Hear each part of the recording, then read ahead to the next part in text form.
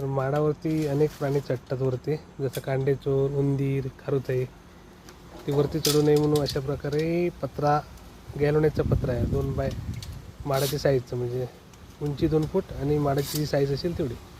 आणि आता आपल्यावर स्वप्नील धुरी आहेत, ते आता वरती हा पत्रा ठोकणार आहेत. तो बघा त्या माडाला ठोकून झाला आहे इकडे वरती, तसं आता या माडाला ठोकणार. त्याच्यामुळे कुठचाही प्राणी वरती चढत नाही. नाही तर ती सगळी खारुताईने वरती चढताना वाट लावतात सगळी.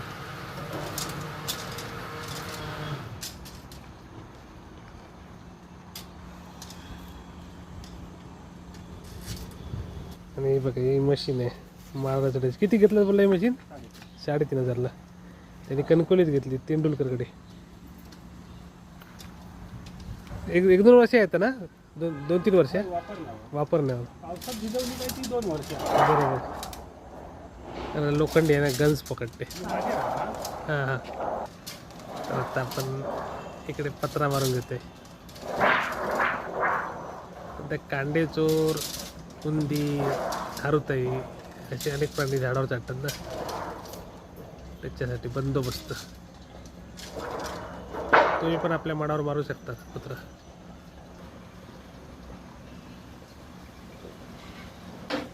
अशा प्रकारे पत्रा टोकून झालेला आहे.